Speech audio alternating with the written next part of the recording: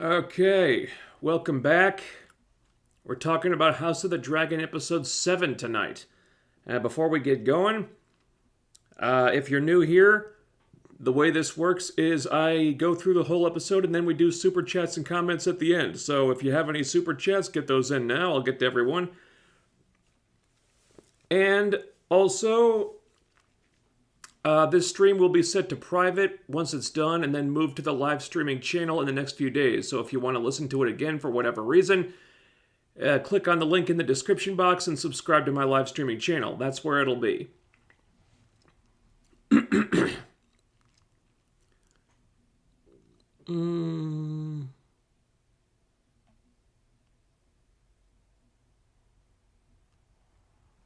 All right.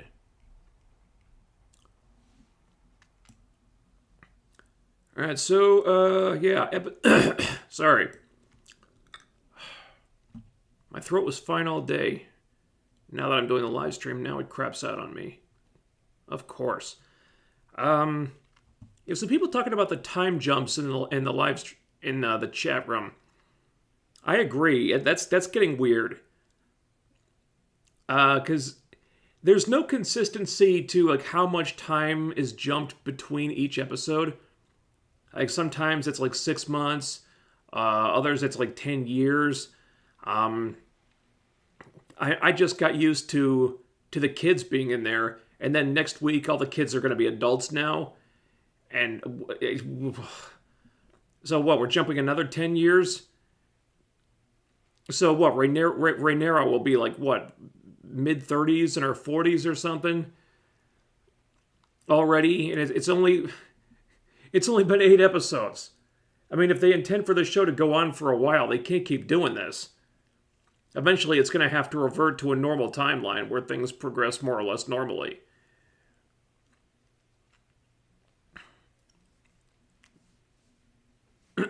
Anyway. Right, episode 7 starts with something pretty rare for this franchise. A funeral where everyone, or almost everyone, seems to genuinely like the person who died. It's Laena's funeral, which spell check changed to Lane for some reason. God, these names are a pain in the ass, I swear to God. Laena's funeral. The whole family's there. Targaryens, Valerians. Most of them are sad. Most of them. But Aegon looks pretty bored. And Daemon is... Daemon's making like George Costanza when Susan died from licking the toxic envelopes. Like, he's secretly relieved to be done with this, but he's got to keep up appearances. So he's making his best poker face right now. But he does break out in giggles at one point.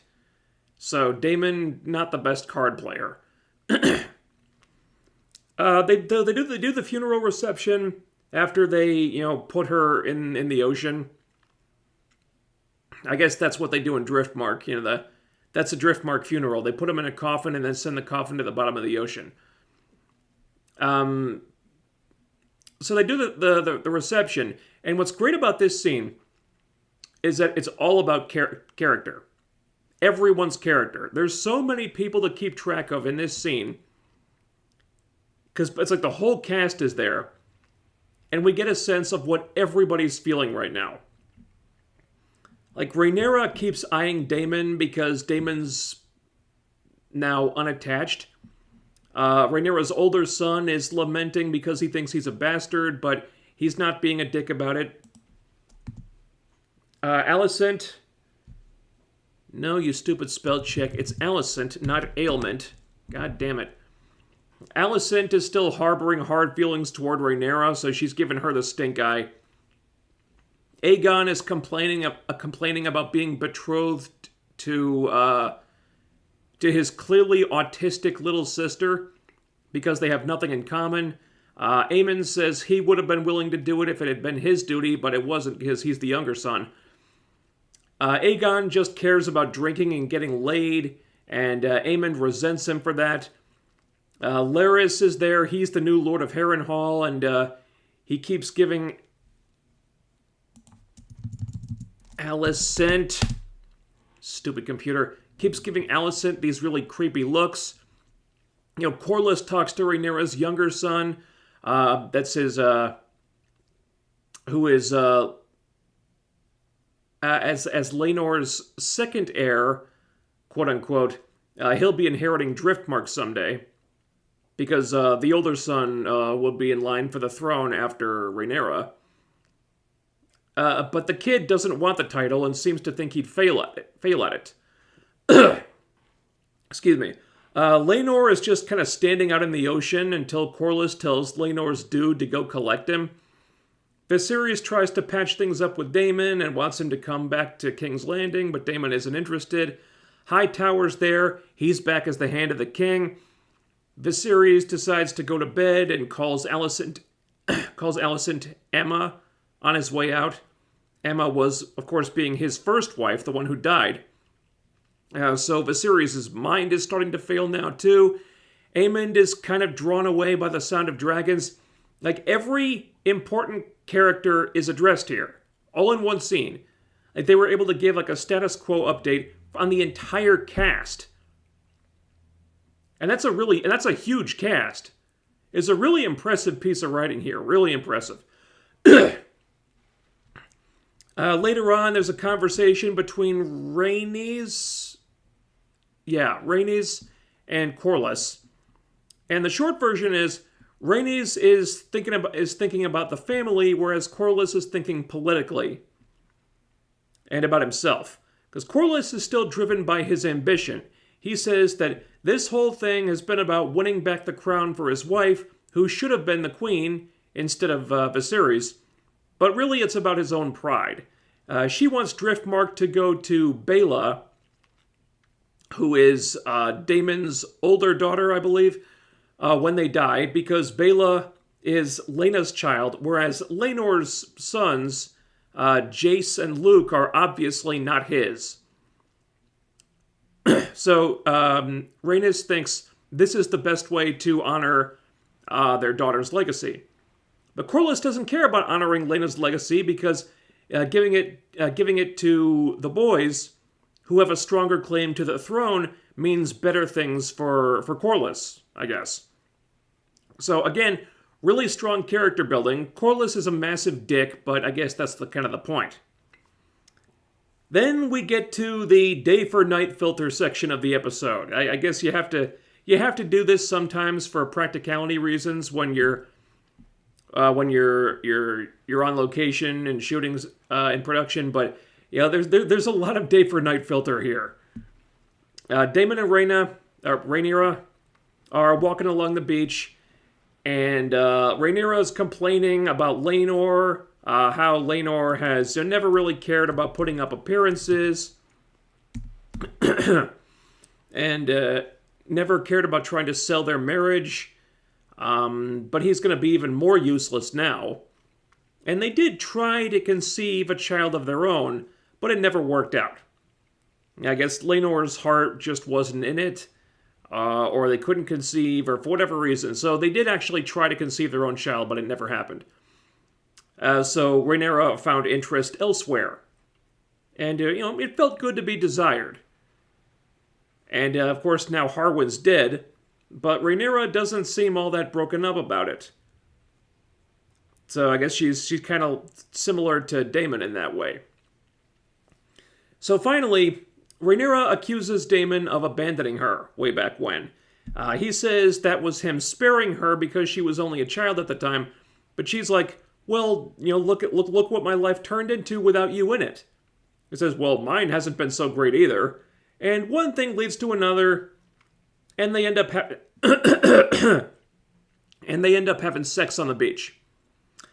And I'm not sure I totally buy this. I mean, it's been teased, but not that much. And these two haven't really spent they haven't spent much time together. Like, they've been apart for a long time at this point. And in the meantime, Rhaenyra was really into Kristen, and she was carrying around with Harwin for years. But she was secretly carrying a torch for Daemon this whole time. Like, I don't I don't know. Like, it doesn't feel 100% credible to me. You know, frankly, the thing with her and Kristen was built up to better before that fell apart. You know, but nevertheless, they're going for it now. Meanwhile, Aemond has set his sights on Vhagar, the dragon, who was Laena's dragon. Because, hey, you know, that was hers. The dragon was Laena's, but now she's gone. I need a dragon. Vhagar needs a rider. So let's do this. And apparently, all you need to do to claim a dragon is convince one to let you ride it. You'd think there'd be more to it than that, but no. Like, Aemond tries to mount the beast, almost gets immolated a couple times, but he holds his ground. God damn it. But he holds his ground, he earns Vhagar's respect, I guess, and eventually he gets up there. Vhagar flies him around for a little bit. Aemond almost falls off, but he hangs on, and now Vhagar's his. So that's all it takes. And this has an immediate effect on Aemond. Like, before he was like the quiet, like introverted one in the family. You know, he got picked on, made fun of because he didn't have a dragon. But now that he's got one, he's just brimming with confidence. Like the change is immediate. Like, the girls and Rhaenyra's kids, Jace and Luke. So that's Jace, Luke, Bela, and the younger daughter. I don't know her name. But all four of them are there. They all confront. They all confront Aemond together. Because the younger daughter was planning to claim Vhagar for herself. Since that was her mother's dragon, and she hasn't had one of her own, so, you know, she was planning to claim the dragon for herself. But Aemond beat her to it, and he's not even sorry about that. And we very quickly see, like, the cruel, mean-spirited side of Aemond start to emerge. Like, he provokes them. Eventually, all four of the other kids start fighting him. And I think Aemond is the oldest one here, but I'm not sure. Give him credit, though. He's fighting them all off. Like, it's 4-on-1, and he's doing pretty well here. And he uses a rock to even the odds. He mocks Rhaenyra's kids for being bastards. So one of them blinds him with sand in the eyes, and the other one whips out a knife and gashes Aemond in the face. This was fucking gruesome. Like, Aemond gets maimed here. He lost an eye, and he's still a kid too. I mean, he can't be more than 12 or 13. Like, and to show it in such a graphic way, this was so uncomfortable. Like, not that Aemond didn't have it coming because he's basically threatening to murder the other kids. But, I mean, holy shit. I mean, this was hard to watch. I mean, I cringed so hard seeing this.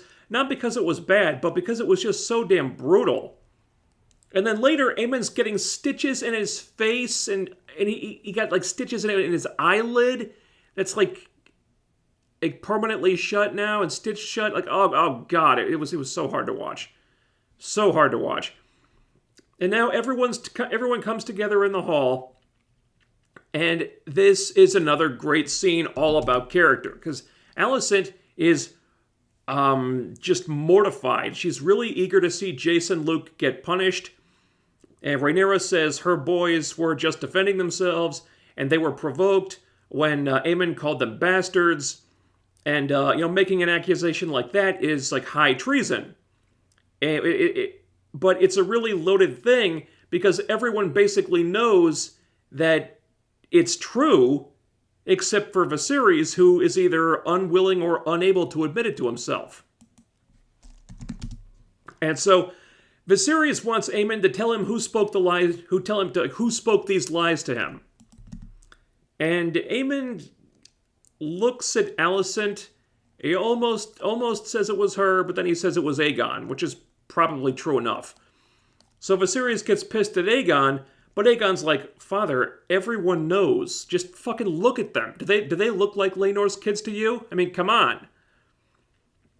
Viserys doesn't really respond to that, but he puts his foot down that all this infighting in the family needs to stop immediately. So make your damn apologies and just squash this whole thing, because this is the end of it right here. But that's not enough for Alicent. She's furious. She wants an eye for an eye. Literally. She orders Criston to bring her Luke's eye. And so again, Viserys has to put his foot down and stop this. So finally, Alicent grabs a knife and comes at Luke with it. Rhaenyra stops her, and they finally unload everything they've been keeping bottled up. Like Alicent says, look, I've only ever done what was expected of me while you flouted everything. You got to just do as you please. Whereas, look, I had to have sex with your gross dad. Well, she didn't say that part, but that's got to be part of this. Like, where is duty? Where is sacrifice? You even felt entitled to my son's eye. And Rhaenyra fires back, yeah, it must have been really exhausting hiding behind all that righteousness, but now everyone sees you for what you are. And that's about all Alicent can take, so she takes a swipe at her, and Rhaenyra gets her arm gashed open. And there's a lot of blood here. There's a lot of blood there. I thought she might have opened a vein for a minute, but she seems to be okay. And Aemond, again, showing this new toughness that he didn't have before, tells his mom not to be upset. Because it was a fair exchange. He lost an eye, but he gained a dragon. And he seems okay with that. So, afterward, Hightower talks to Alicent. He thinks that she thinks she disgraced herself and ensured that Viserys' favor will always be with Rhaenyra. But Hightower's actually quite proud of what she did in there, because it might have been an ugly thing, but they play an ugly game. And now he believes that his daughter has what it takes to win this game. So, go to the king, be penitent, make your apologies, and in due time, they're going to win this thing. Aemond got Vhagar on their side, and that's a big fucking win. So, things are looking up for Team Hightower. And then Laenor finally makes an appearance for his sons who were injured and his wife who was cut open. So he comes in while Rhaenyra's getting her arms sewn up. And they have a talk and finally put everything on the table. Laenor feels guilty about not being a better husband and not loving the boys enough. Rhaenyra had hoped to bear his kids, and if she had, things might have been different, but this is the way things are. And she doesn't seem upset with Laenor. He curses the gods for making him this way, but she says, "Look, I don't. You're a good guy, an honorable guy. You got a good heart. That's a rare thing in this world. So I don't. She seems at peace with the way he is. Doesn't mean she's happy about the way he handled things, but she doesn't seem angry at him for it. So, but nevertheless, Laenor decides to start trying harder because Rhaenyra deserves better. So he's going to send his dude away to fight in the Stepstones, and he's going to stay behind with Rhaenyra and recommit himself to helping her and the family and help prepare her to ascend the throne. But now, that's not really what Rhaenyra wants to hear anymore, because suddenly Daemon's single again, and that's what she's kind of focused on right now. So everybody sails home. Vhagar, of course, goes with Aemond. So Daemon kind of has to take that L. And Larys sucks up to Alicent some more, offers to bring her the prince's eye if she wants it. She says that's not necessary, but Larys's devotion has not gone unnoticed, and she may require him to do something for her in the future. So Alicent's just going further and further down that road to becoming Cersei 1.0. Then Rhaenyra and Daemon have another talk, and Rhaenyra wants the two of them to get married. No more beating around a bush here, because she's not a child anymore, and a lot of the political reasons for why it would have been a bad idea back in the day are not really a thing anymore, and they both want it. The only problem is, she still has a husband. They couldn't marry unless Laenor were dead. So, Daemon pays off Laenor's dude, and they arrange a situation wherein Laenor and the dude draw swords on each other with a witness, and Laenor ends up dead in the fireplace with his face burned off. Rhaenys is horrified that her son is dead. Corlys is more outraged that it happened in his own hall, so yeah, Corlys is just a dick. Rhaenyra and Daemon both know that people will whisper about this. People may suspect that they had something to do with it, but they don't really care. Or they're willing to put up with it. So now they're both unattached. The two of them get married, and a still living Laenor, now with his head shaved, so less easier to recognize, escapes on a boat with his dude to someplace far away where they can be free to be as they are. So the one who died was somebody else that Daemon killed to fake Laenor's death. God damn it! I'm sorry about my voice tonight. Holy shit. But anyway, yeah, this was great. This episode did something really difficult to pull off. There was basically no action except for some dragon riding. And aside from that, it was just a character-focused episode, and it was able to make the character interaction and political intrigue as interesting or more so than the episode would have been if there had been action in it. That takes a lot of skill as a writer. We got payoffs for like all the resentment that Alicent and Rhaenyra had been harboring toward each other for years, with a promise of more to come. Aemond just got a lot more interesting. You know, he just emerged as the best character of all the kids right now. Aegon just seems like kind of a shallow putz who doesn't care about anything except drinking and getting girls. But Aemond is the dangerous one. Like he just went under the radar for a long time because it didn't have a dragon. Now that he does, suddenly it changes the whole thing. Now Aemond's the one to look out for. And I'm surprised that they're pulling the trigger on Rhaenyra and Daemon so soon. I knew they'd go there eventually, but it's only episode 7. And so much has happened already. And apparently there's going to be another big time jump next week.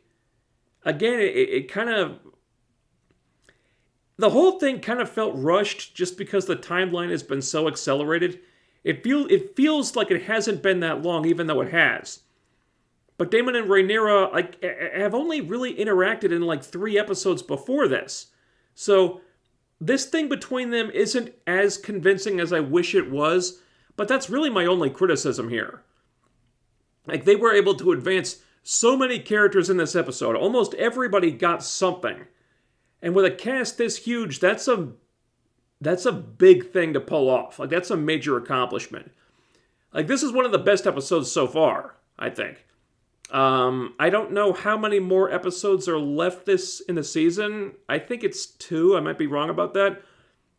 But this one is going to be hard to top, I think.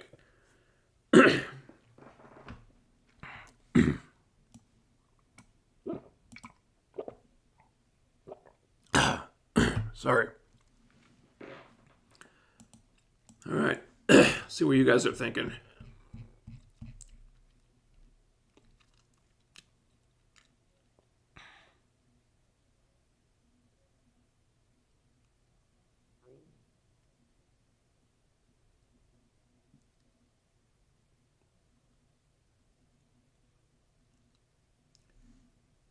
In the books, Aemond is taller and Aegon is shorter.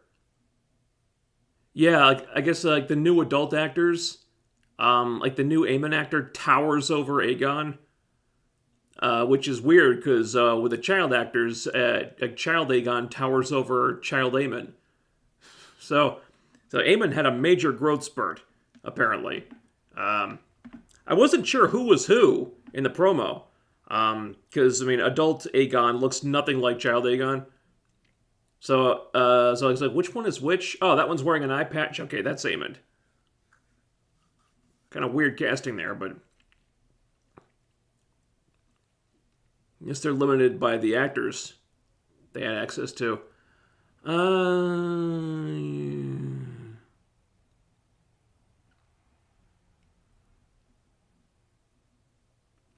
Episode 8 is the last time skip. Sure hope so.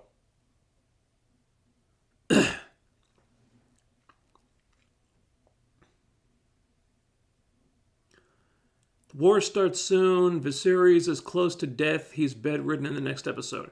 Is he? I don't remember seeing him in the promo at all. I mean, the dude can barely walk at this point. I mean, he can't hold on much longer. I mean, with each passing episode, it gets less and less believable that he's still around.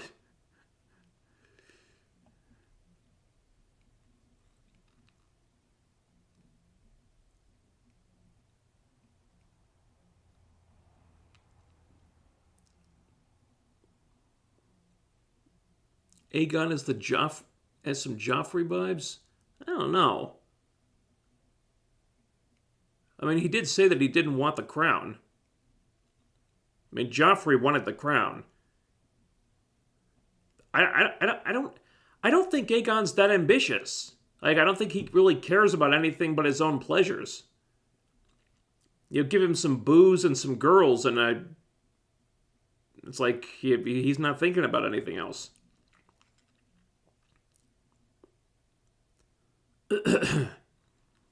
Problem is, there's no good answer because even if someone decides they don't want the throne, others will be happy to kill them just in case. That's true. I mean, again, I haven't read the book, but at this point, I wouldn't be surprised to see Aemond kill Aegon just to put himself that much closer to the throne. Even if Rhaenyra's kids would be in line before Aemond, Aegon is one more person in his way.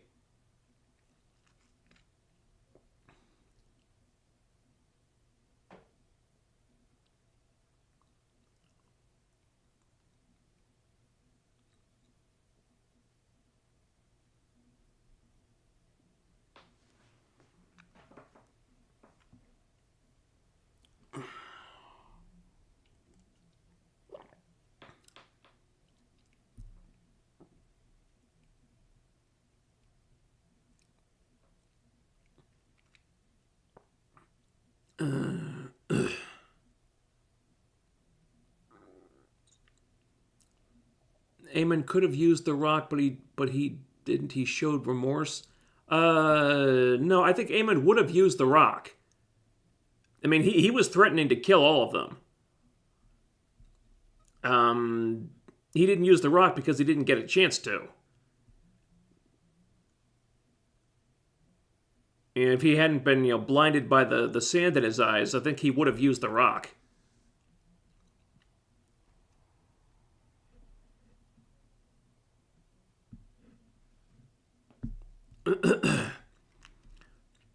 Love the kid fight scene. Yeah, the kid fight scene was surprisingly brutal. I mean, it's a bunch of, 10-year-olds or younger.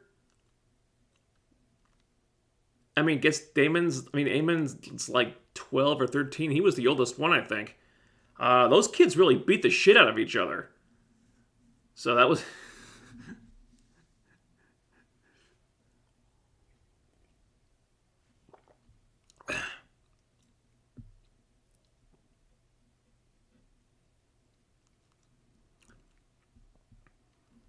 Viserys was made to look like such a fool during that scene with Aegon and Aemond. I don't know. Like, I think deep down, Viserys probably knows that the kids are bastards. But I think Viserys also knows that if he says it out loud, that makes it real. Because he's the king. And as long as the king says it's not a thing, then it's not a thing. But if the king admits that it's true, that means it's all out there now, and they can't deny it anymore. So it's possible that Viserys does know these kids are bastards, but if he says it, then he's got to deal with it. If he says, no, I say these kids are not bastards, and I'm the king, what I say is what matters, then he can kind of live in denial, and it can just stay a salacious rumor. So it's possible he thinks he's protecting Rhaenyra and the kids this way. Because I mean, Viserys isn't blind. He can see he can see these kids are not Laenor's, but if he actually says it, then they've got a bigger problem on their hands.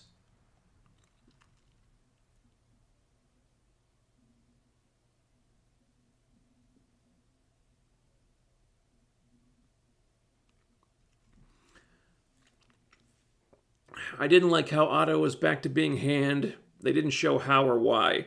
Yeah, I wasn't crazy about that either. I mean, the reasons why Otto was kicked out, they haven't stopped being a thing. I mean, yeah, it's been 10 or 11 years since then, but still. I mean, was there nobody else Viserys trusted? That he would invite the guy back that he kicked out because he didn't trust him anymore? Was there nobody else? Apparently not.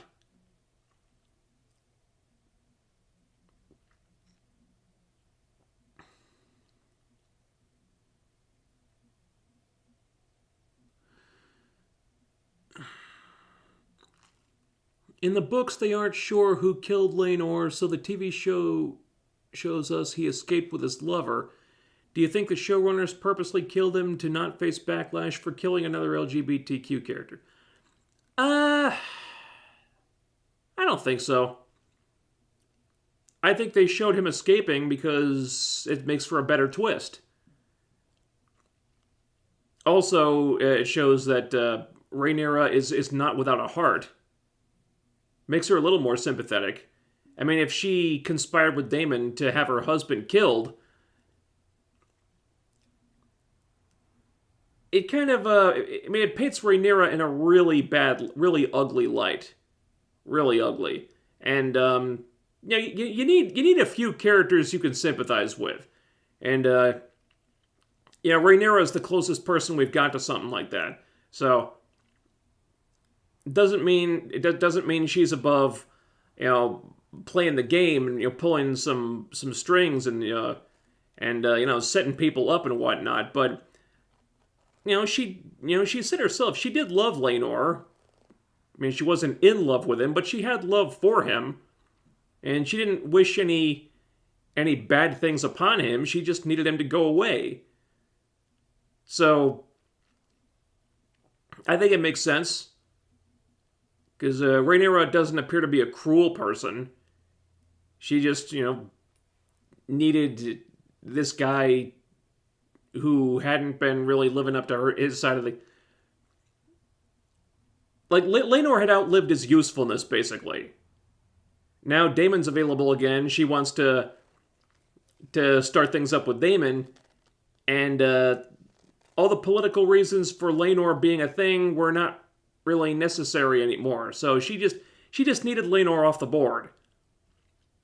Doesn't mean she wished any ill will upon him. She just didn't need him anymore. So Laenor gets what he wants. Rhaenyra gets what he wants. Everybody wins. There was no need to kill him.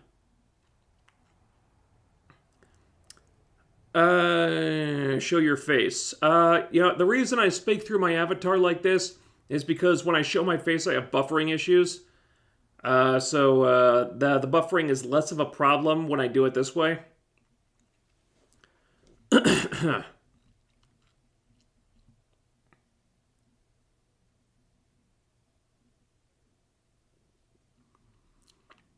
See, the very fact that people demand representation, then get upset their representation gets killed on a fucking Game of Thrones show, shows a complete disconnect.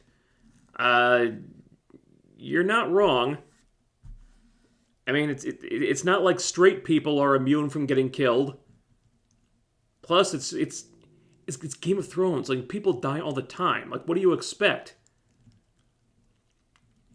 You expect your LGBT characters to have plot armor? Like, how is that fair? Like, so that, what, they can't be killed just because they're gay?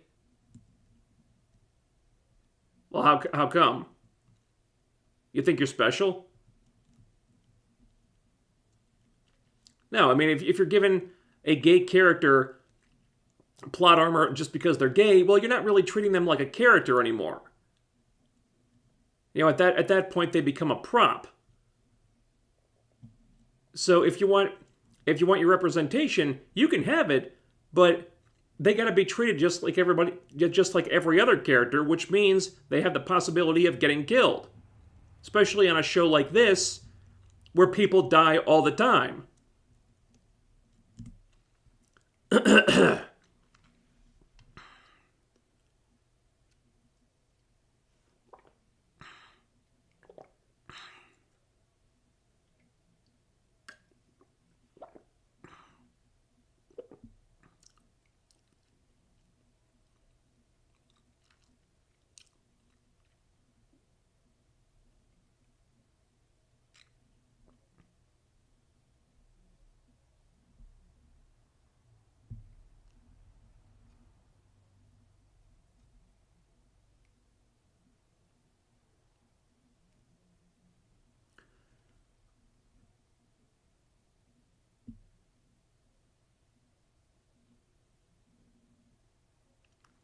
Was that Daemon or did Carl kill him?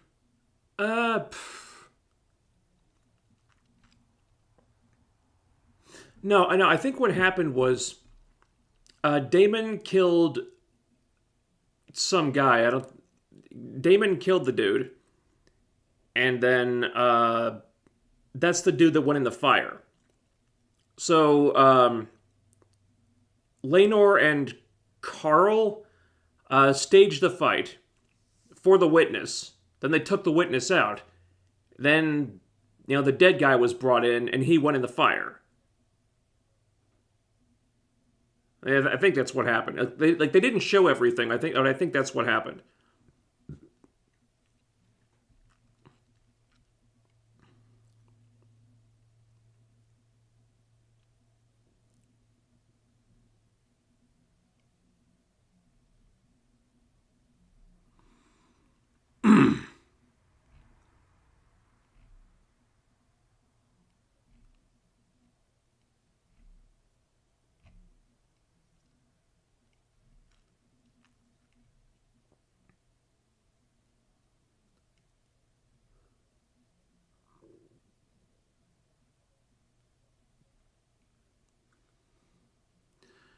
They confirmed it's the last time skip. Okay, good.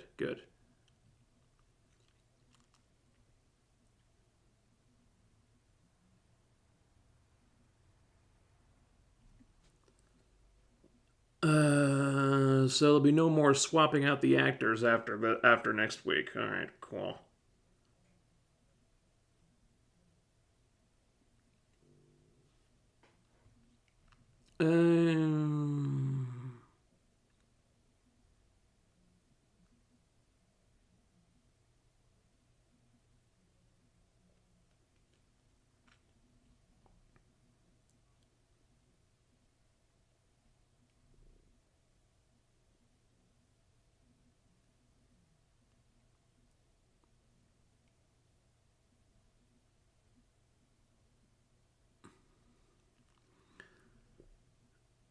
Viserys is the one who's holding everyone back. When the time comes, when he dies, all that built-up tension will explode. Oh yeah, that's what I figured.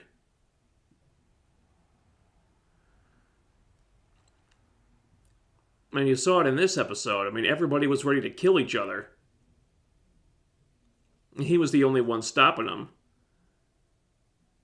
Once he's gone, and all hell's gonna break loose.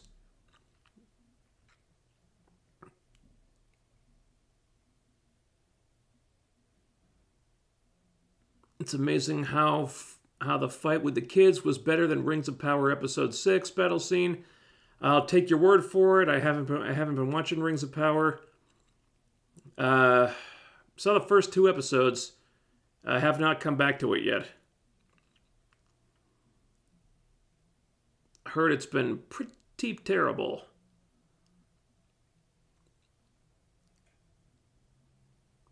Fights in House of the Dragon have all been better choreographed than anything in Rings of Power and She-Hulk. Well, it'd be better than She-Hulk, absolutely. Christ. Fights in She-Hulk have been terrible. It's like they don't care at all. God, the fight with She-Hulk and Titania at the wedding was pathetic. I could have choreographed the fight better. It was just, all they were doing was just throwing punches at each other for a couple seconds, and then suddenly it's over. It's like they didn't even care. Ugh.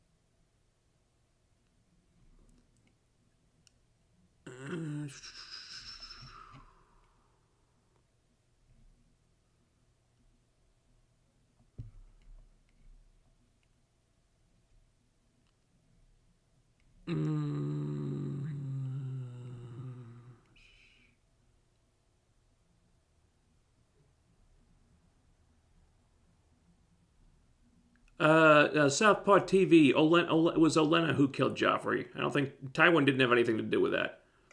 It was Olenna. She confessed when she died.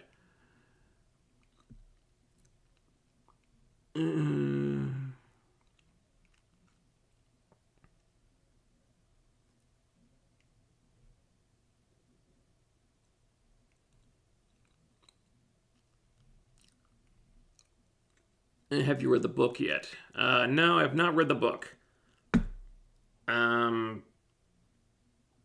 I'm feeling less motivation to go back to the books these days. I read the first 3 books of Song of Ice and Fire, and then I stopped because with my ADD, it's really hard to get through books sometimes. And every one of those books is like reading an encyclopedia. Also, it's as time goes on, it's looking more and more likely that Martin probably won't finish the series. So I don't feel a lot of motivation to read Fire and Blood. I mean, I'd like to finish A Song of Ice and Fire first, but if he's not even going to finish writing the damn thing, then I don't know if I care to read any more of either series, honestly.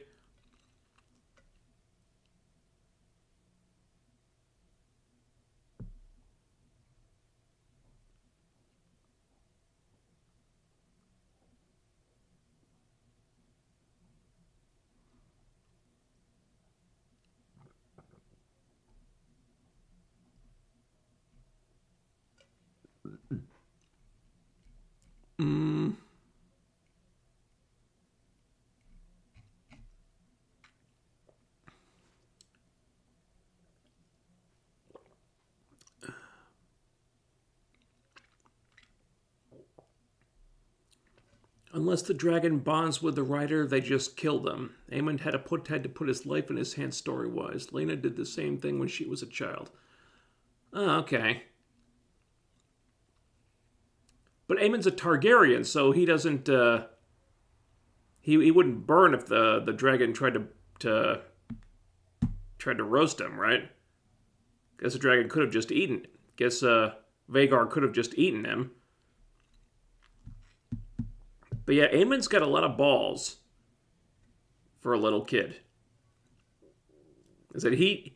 I don't know what happens with Aegon in the future or whatever, but Aemond seems like Aemond is emerging as the real dangerous one in the family.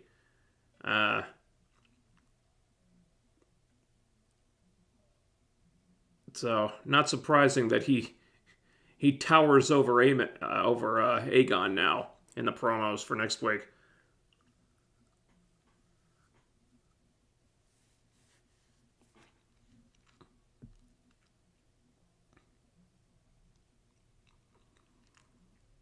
It doesn't matter if you're straight, gay, young, or old. The harsh reality is that people die all the time.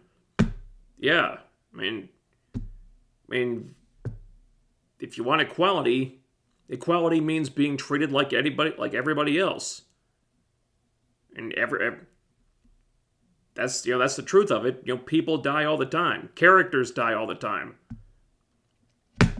Just goes to show, if they're complaining about when LGBT characters die, it means they don't really want equal treatment, they want special treatment. If you're saying that LGBT characters shouldn't die, well, then that's not equality anymore, is it?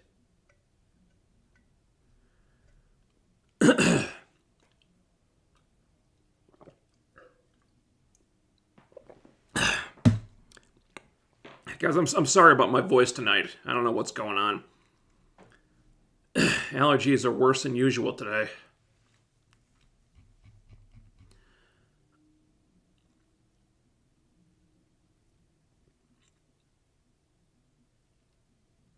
What's your opinion of Wakanda Forever and the Hellraiser series also? Are you excited for Chucky Season 2 tomorrow? Excited? No. The first season was terrible. Also, I believe it's airing at the same time as Dynamite, so I will be watching Dynamite. Maybe I'll check out Chucky afterward. I might DVR it or something, but I'm not expecting it to be good. I'd like it. I'd like for it to be good, but if it's anything like season 1, no. I had no expectations at this point. I hated the way season 1 ended. The way they treated Fiona Dorff's character, who was like the only really good character in the whole thing. It was terrible. I hated it. So, no, I'm not excited for Chucky Season 2 at all. Wakanda Forever, the jury's still out. I got no idea how they're going to handle Chadwick not being there anymore. Most recent trailer was interesting. So the new Panther, whoever she is, presumably,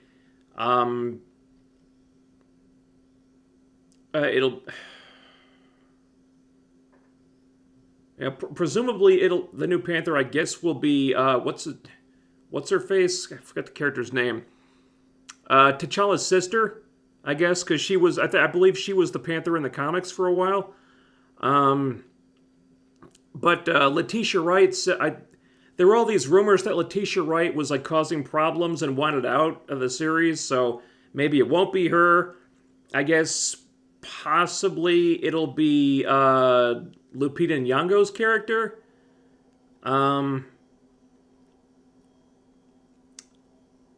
I guess it's possible it could be the Queen, Angela Bassett, because there was a scene in one of the trailers where she was talking about, look, I'm the queen of the most powerful nation in the world. My whole family's gone. Have I not given everything? Maybe that was her making a case for why she should be the Panther instead. So maybe something happens to Shuri too, and she's gone now. So the Queen becomes the new Panther. I think it's either her or Lupita Nyong'o's character. It's one of them, I think. It could still be Shuri. I don't know. I don't know what's going on with the actress, but it's one of them. Uh, I mean, the trailers have looked good, but there's no telling how they're going to handle something like this. I am glad to see that they've put like the silly, jokey shit aside for this one. So I would actually expect it to do very well. I don't know if it'll do as well as the first one did, but I think people are gonna be rooting for this movie to succeed, and it looks like it's striking the right tone. And this is coming at a time when people are getting really sick and tired of all the jokes and the silly shit. So, could be the right movie at the right time. Who knows? Hellraiser,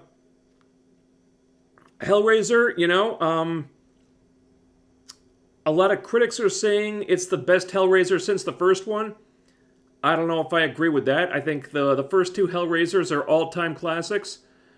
But supposedly this new one is really, really good. Which, I mean, I don't really trust mainstream critics anymore. But good buzz and good word of mouth is encouraging. So I'm gonna check it out. I guess I'll have to sign up for Hulu again to see it. But yeah, I'll be watching that. Hopefully I'll get to do a review of it if I have the time. If I do that, I'll probably have to work on that one and the next She-Hulk video at the same time. So that'll be tricky. So if I do that, you probably won't have a House of the Dragon live stream next week because I'll be, working on a Hellraiser video. But yeah, we'll see. We'll see what happens. But yeah, I'm excited for the new Hellraiser movie. I am cautiously optimistic about Wakanda Forever, and I have no excitement about Chucky Season 2. God, the promos for Chucky Season 2 have been so annoying. Like, it's nothing but Chucky laughing all the time. And yeah, I get it. He's got a sick sounding laugh. But when you hear it every 5 seconds, it's not creepy anymore. Like when we heard him laugh when we heard the laugh for the first time in Child's Play 1, that was scary. That was creepy because it was so fucking unsettling.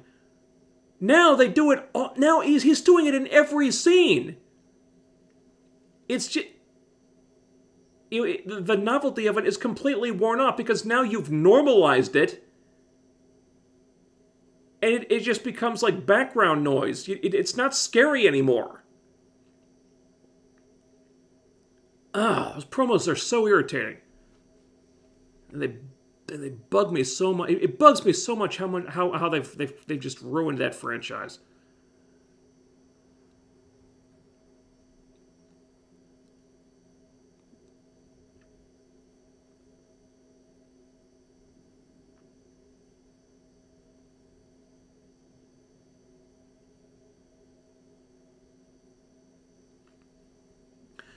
Alicent is far more sympathetic currently than Rhaenyra. Rhaenyra's always been more selfish, especially when she could have taken the Moon Tea after being with Harwin Strong. I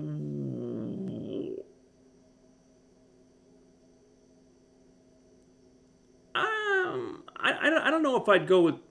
I wouldn't say selfish. I mean, Rhaenyra was willing to, do her duty to the realm by marrying Laenor. And like she said, I mean, they did try to conceive a child of their own, but, Laenor wasn't up for it. It just didn't happen. And, it was her duty to strengthen her line by bearing children, and if it couldn't happen with Laenor, she had to get it done somehow. So, she took up with Harwin Strong, and, she didn't know that the kids would look like the spitting image of their father.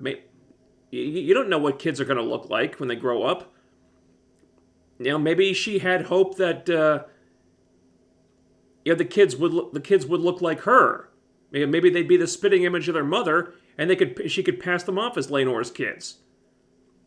I mean, because one way or another, she did have to bear children. And, it wasn't going to happen with Laenor, so she had to find an alternative.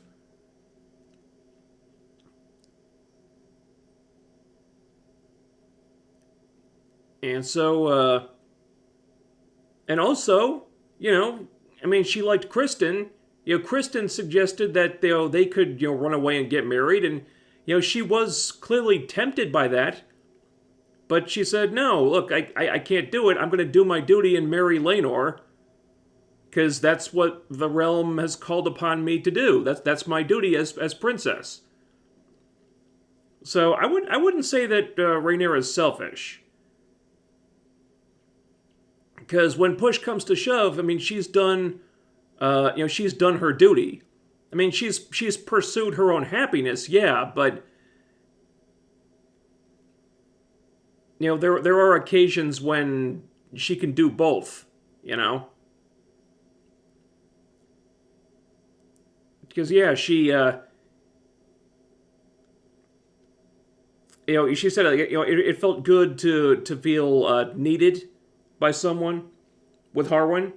So that was her pursuing her own interests, but she also had a duty to bear children. So, the two things kind of overlapped in that case.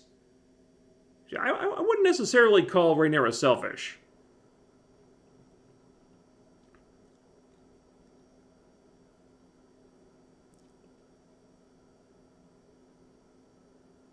Excuse me.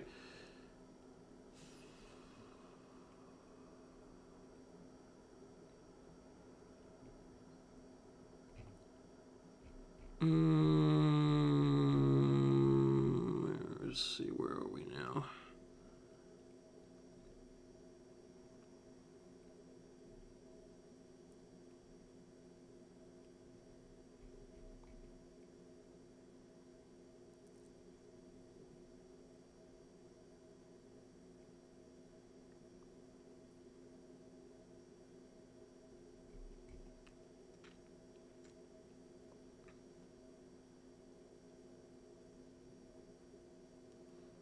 From what I heard, Dany surviving the fire to hatch her eggs was a one-time thing in the books.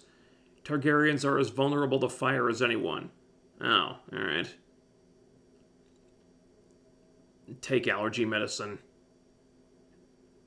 Gee, why didn't I think of that? Yeah, allergy medicine doesn't work, dude.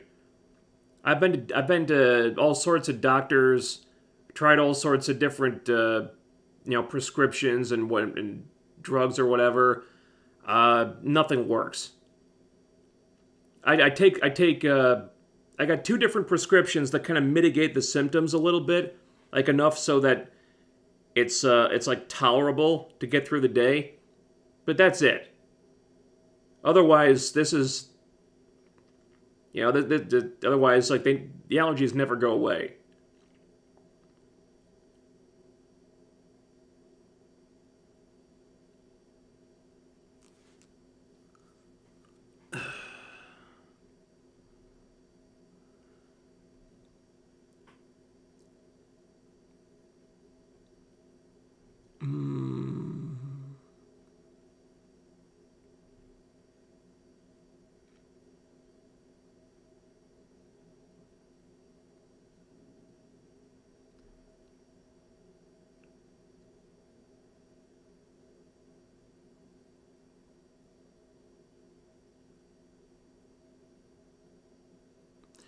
She hooked up with Strong later on, but having his children, she put herself and the crown at risk. Well, how? I would argue that the crown would be more at risk if she had no children. Because then, the line of succession would be cut off. Was it a calculated risk? Having Strong's kids? Yeah, probably. I think having no kids would have been more damaging. Because look at all the bad shit that happened when Viserys had no heir. When Emma died, and he had no male heir, and people were talking about, the realm is going to descend into chaos and whatever. So that's why he named Rhaenyra. And if the day came that Rhaenyra was the queen and she had no heir, well, the same thing would happen again. So she had to bear children, and it wasn't going to happen with Laenor. So she did what she had to do. And like I said, I mean, she didn't know the kids were going to look like their father. You know, she could have hoped they'd look like their mother. And if they did, she could just pass them off as Laenor's kids, and everything might be okay. I don't think you can really blame Rhaenyra for what she did in that situation, because there were no good options. I think she chose to take the path of least resistance. It just so happens that that was also the path where, you know, she could get a little bit of happiness too, along the way.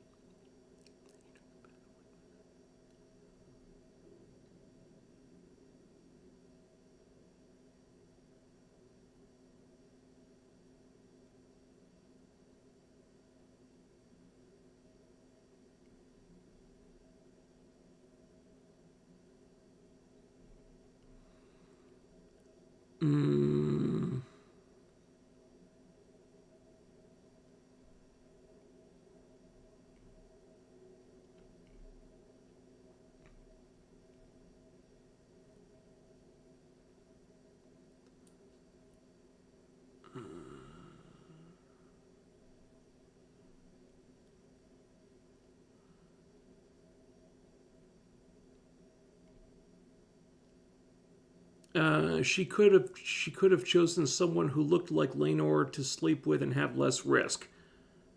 Do you see anyone who looks like Laenor on this show? I mean, there aren't many dudes who look like Laenor in Westeros. He has kind of a unique look. Also, you'd have to find somebody who'd be willing to do that too. I think she chose Strong because he might have been the only viable option. Because there were probably a lack of mixed race black dudes with silver white hair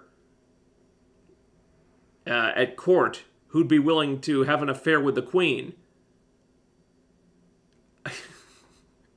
She wasn't really spoiled for options, you know?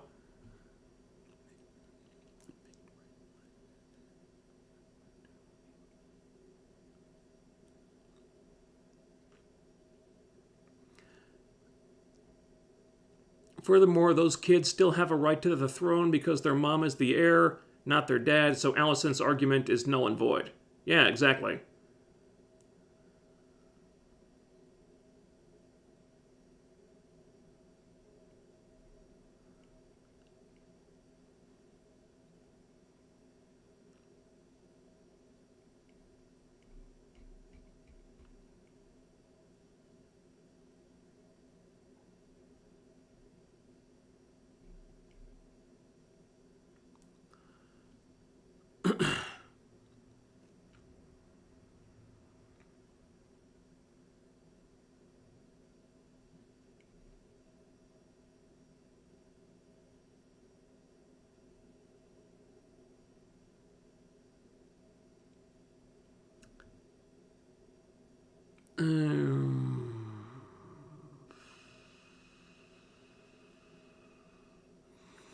What's annoying is Alicent is afraid of the new Littlefinger guy who did in his family. She could have him taken out at any time, but she's going to utilize him now from the last episode. But just saying. Oh yeah, I did get the impression that she was a little unnerved by him, and I would be too, quite frankly. I mean, he set up his own father and brother to be assassinated, and he's not even upset about it. Like that is a cold motherfucker. Like the dude has no conscience. So he seems completely driven by self-interest. even more so than Corlys. So I would be afraid of somebody like that.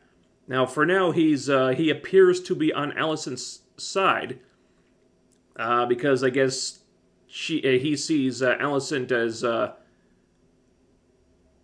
the best way to advance himself. But what happens if that never changes? You know what I mean? Because he's shown that he will stab somebody in the back without a second thought if it means good things for him.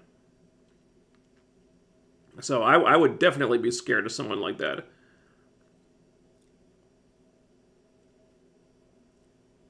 And do you watch Stargirl Season 3? Yeah, I've been watching it. I have to watch it on the website. I'm not even sure when it airs. I think there's a new episode on the website now. I haven't seen it yet, but yeah, it's been good so far. Yeah, they're sticking with the slow burn approach. So not that much has happened yet. I do think it's kind of funny though, because they have the same problem they had last season, which is there's too many damn characters to keep track of, and so one of the first things they've done is started removing characters, because some people are dying or they're getting taken off the board in other ways, but that's been kind of funny. One thing that kind of bugged me, they haven't really explained why Sportsmaster and Tigress are out of prison. It's like they escaped from prison to fight off Eclipso. They just came in at the very end. And now suddenly they're just out of prison. I think there was a throwaway line where they said the only reason we're not in jail now is because of a legal loophole, but that doesn't make sense because you were in jail, then you escaped, and now you're just free like that. No, I don't buy that at all. So that's kind of dumb. I am kind of enjoying the dynamic where they're actually trying to not be villains anymore. So they're kind of putting up appearances and acting like good guys, and it's just freaking Pat out like all the time. That's actually kind of funny. But yeah, it's been all right. There's still the plot hasn't really gotten moving that much yet. One thing that's really surprised me about this show is that, you have the thing with Courtney and Cameron, but that hasn't really gone anywhere yet. And aside from that, none of the kids have any love interests. Like, I thought in season 1, I thought there was going to be something between Rick and Yolanda eventually, and I still think that might happen at some point, but it's like none of them, like there's been like no focus on like the kids dating at all, which for the CW is like a real outlier, because normally that's the kind of stuff these shows really focus on, especially with teenage characters. So that's very unusual for a CW show. And it makes me want to pay more attention, because if they're putting less focus on that stuff and maybe more on the characters and the story, I have to give them props and really appreciate them for that. But it does seem strange that like none of the kids are like interested in dating at all. I mean, for Yolanda it makes sense because she had a bad experience with that, but it just, I don't know. I just found it funny. Oh, God.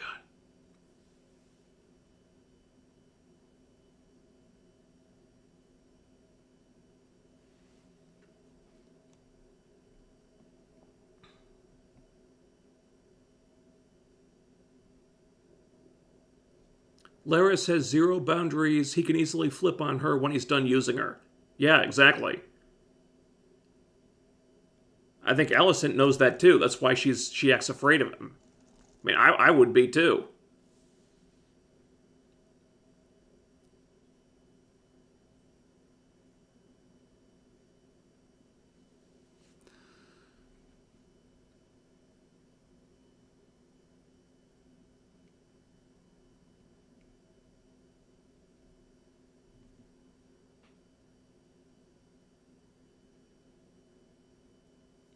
I did like the children naturally being affected by the drama of their family. I'm not that into the bastard drama itself. It felt kind of came off as unearned. Well, maybe a little bit, but you got to remember, Jason Luke, they're in line for the throne, so them being bastards is a pretty big thing, and that could call the line of succession into question. Also, just being a bastard is something that's not looked upon favorably in Westeros in general. And you saw how much, Jon hated being a bastard. So that's a pretty big thing. Plus, Laena just died. I mean, they just came from a funeral. So all the emotions in general are going to be heightened. So all the kids were just walking around with raw nerves, and then, on top of everything else that's going on, Aemond goes and steals the dragon that Laena's younger daughter thought was going to be hers now. So they were just itching for a fight, like all of them were. All the emotions were going to be heightened. Maybe if the bastard drama felt more intense than usual, it's probably because that's kind of what happens at a funeral, you know what I mean?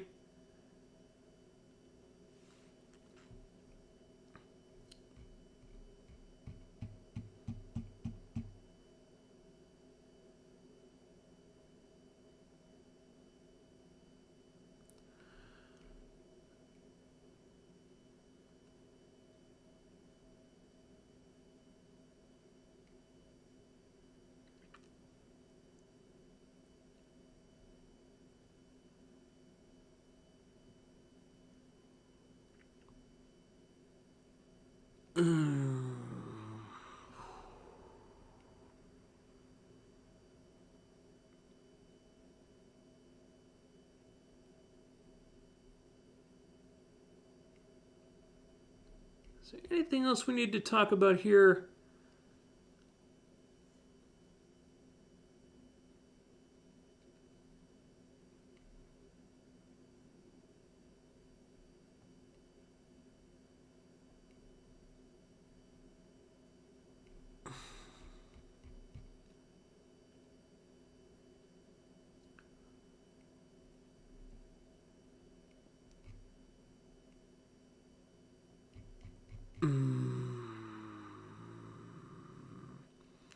Alicent is not afraid of Larys because she's afraid of him. She's afraid of him because she's an accessory and he can bring them both down.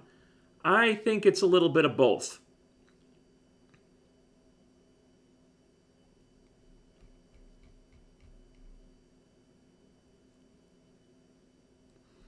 Did you see the trailer for episode 8? Yeah, I did.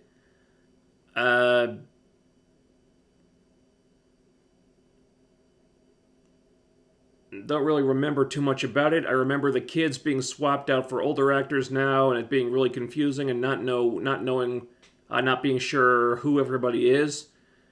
I don't know. I didn't really pay much attention to it because after I watched the episode, I had to start taking notes and stuff. Gonna be another big time jump. Kind of tuned out a little bit at that. The time jumps are getting annoying, so I'm kind of glad we're going to be done with those soon.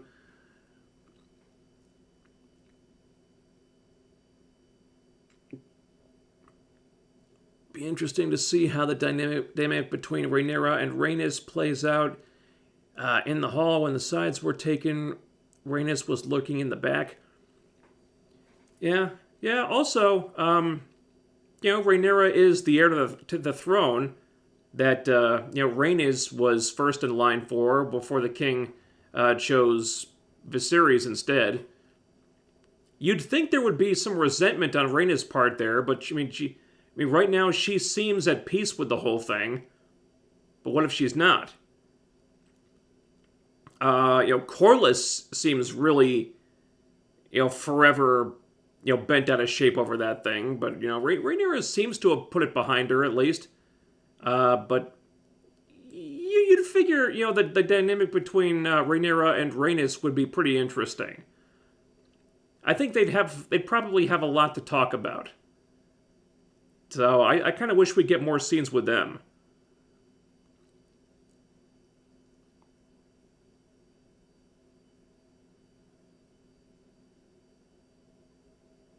The next show you plan on reviewing? Episode to episode, probably Gotham Knights. God help me, because the trailer reaction for that one got like over 30,000 views. So I don't think I can ignore that one. Also, it's from the writers of Batwoman.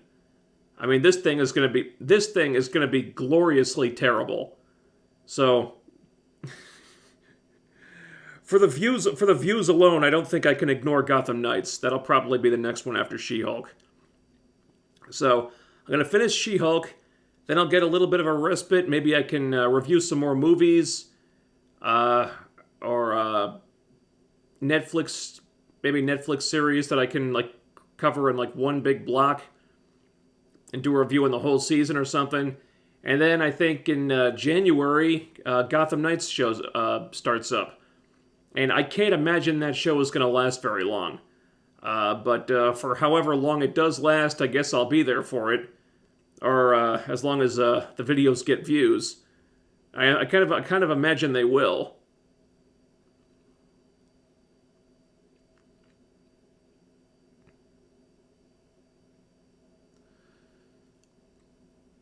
I wonder if they'll mention Laenor's dragon Sea Smoke, with Laenor being dead, since nobody can really mount Sea Smoke until Laenor is actually dead. Dragons bond with their riders for life.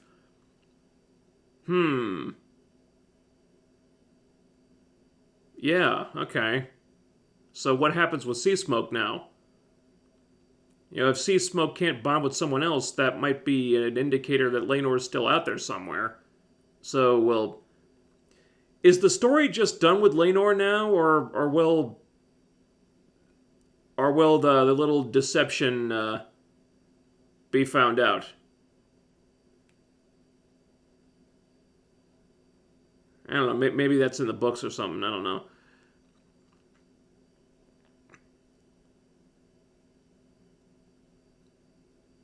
I didn't know anything about the etiquette in regards to claiming a dragon, so I wasn't sure how to feel about what Aemond did.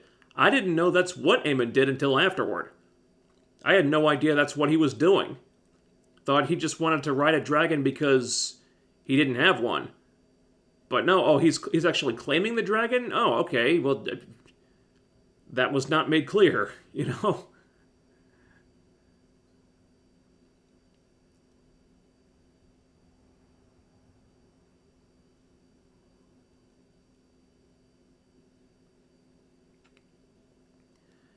Did you miss Batwoman by any chance, or was that a joke? It was a joke. No, I don't miss Batwoman. The joke is that She-Hulk is so bad it makes me... that reviewing Batwoman would be a step up. It was sarcasm. No, I don't miss Batwoman. Batwoman can stay dead and buried for all I care. It was meant to... It was meant to illustrate just how awful She-Hulk is. That's all it meant.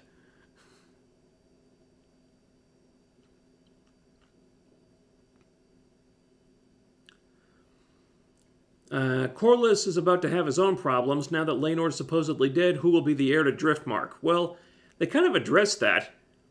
Because I guess Rhaenyra's younger son, Luke, Luke is the younger one. I guess he's the heir to Driftmark, being Laenor's kid in the eyes of the law, at least. But, you know, him and Rhaenys talked about that, because Rhaenys wants Driftmark to go to Baela, who is Laena's older daughter, I think, because that would actually be their blood, whereas Luke would not be. But I don't know what the final decision will be on that, but Corlys was really resistant to the idea, because Luke being the heir, even though Luke said he didn't want it, is I guess is better politically for Corlys, because it keeps him closer to the throne somehow. And so Corlys doesn't care about legacy. He cares about advancing himself. He cares about his own ambition. Yeah.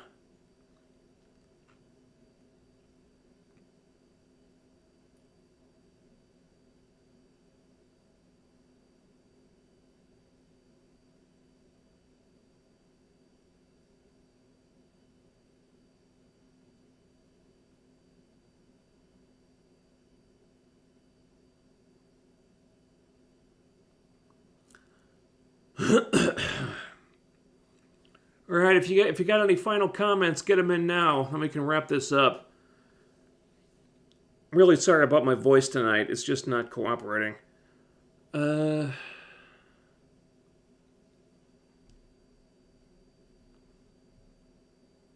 wins in a race to the bottom, Rings of Power or She-Hulk? Well, I haven't been watching Rings of Power, so I got to go with She-Hulk on that one. Now, at least Rings of Power, from what I've seen, looks very good. She-Hulk doesn't. She-Hulk looks phenomenally cheap, especially considering the money that's supposedly going into each episode. I don't know where all the money went. I imagine most of it went to the CG. But that must be really expensive CG, because they didn't have money for anything else. The rest of the show actually looks pretty fucking cheap. And at least with Rings of Power, you can tell they spent a fortune on it, and it looks like they spent a fortune on it. She-Hulk didn't even have that going for it.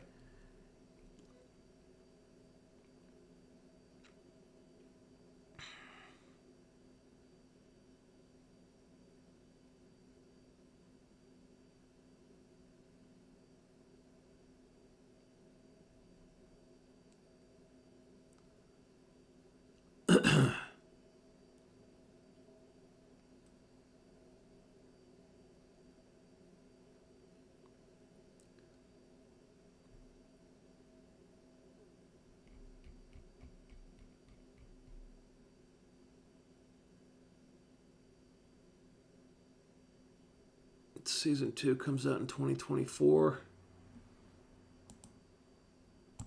Yeah, I'd imagine so. Wait for which series?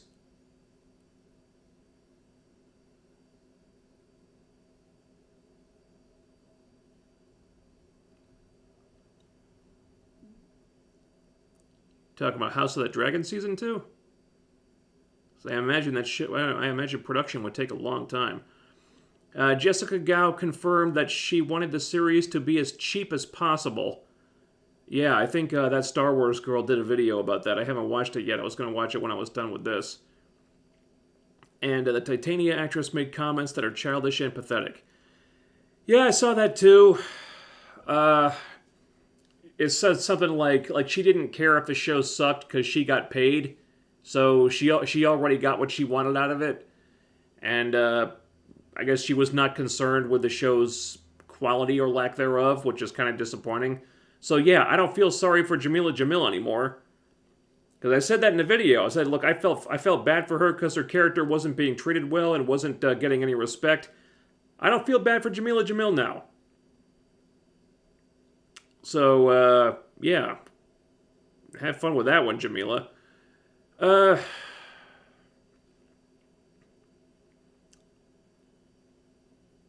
And Jessica Gao. What a fucking hack. Jesus Christ. Oh, man. What a wasted opportunity, too. Because a She-Hulk... There's no reason why a She-Hulk series couldn't be good. Because they've got good source material. Like, the John Byrne run in the comics is really highly regarded. And, that Star Wars girl talked about this a bunch of times. There's good stories in there where She-Hulk trying to put away the guy who killed her mother. And, between that and the origin, you could make a whole season just on an arc like that.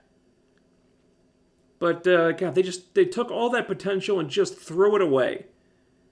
Why? To do a stupid sitcom that isn't even funny. What a waste.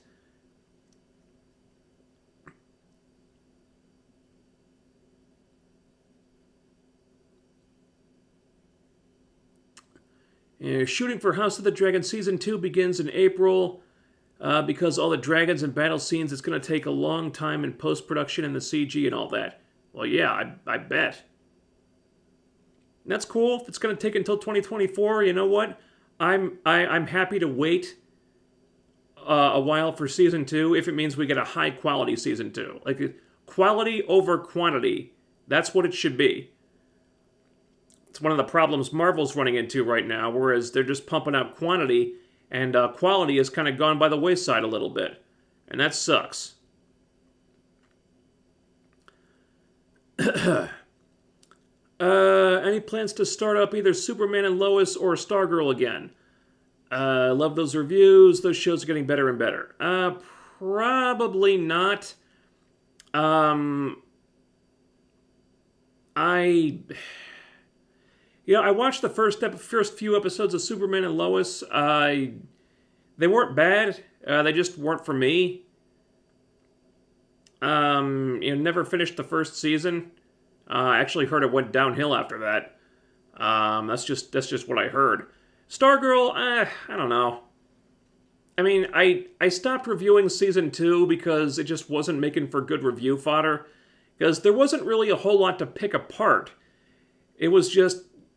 I just wound up saying the same things every week. Yeah, it's overall, pretty good. There's a little nitpick here, a little nitpick here. Not a lot of action, kind of slow-paced. But, it's a good story. Character development is pretty good. It's all pretty good stuff. Just not a lot happening just yet. But it just kept going around and around like that. So, it wasn't blowing me away or anything, but it was a a nice, good show. Not a lot of complaints. And so there wasn't a whole lot. I just felt like there wasn't a whole lot to say about Stargirl. Doesn't mean I wasn't enjoying it. It didn't make for compelling review fodder. With a show like She-Hulk, it's like, yeah, I have a lot to say. There's a lot to pick apart, so I can make a good, entertaining review about She-Hulk pretty easily. So, I just felt like, instead of doing Stargirl reviews, I just felt like my time was better spent on other things.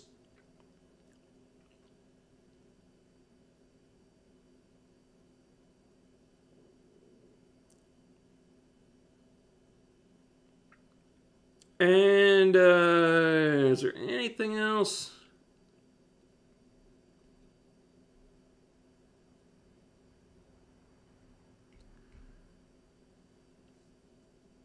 Funny thing is, WandaVision is a sitcom done right even if it's overrated.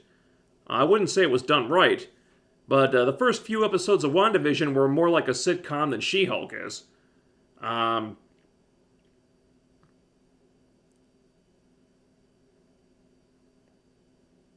Even if they were only, like, aping a sitcom style as a way to, like, probe into Wanda's, fucked up psyche.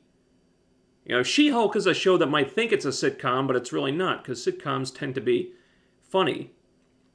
And funny She-Hulk is not. And I think we could probably end it there, guys.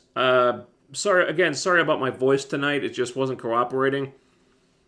But, yeah, I don't know if we'll be doing a live stream next week, because I really want to talk about the new Hellraiser movie, and I've got to do the She-Hulk video first, and that alone is going to take me a couple days. So we'll see what happens with that. So I guess I'm going to try to work on those two videos at the same time, and we'll see how that goes. But both between writing, shooting, editing, and all that stuff, that's several days right there. So I may not have time to get ready for the stream, may not have time to even watch the episode. But I assume I will be back the week after that to talk about episode. Well, maybe I could talk about episode 8 and 9 in that one.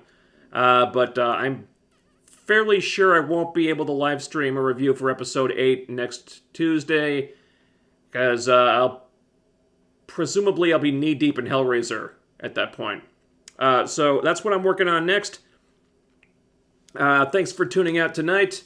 Thanks for talking to me. I will be back very soon. And once again, as soon as I'm done here, this video will be set to private, and the live stream will be later uploaded to the live streaming channel. Links for that are in the video description. Thanks again for talking to me. I'll see you later.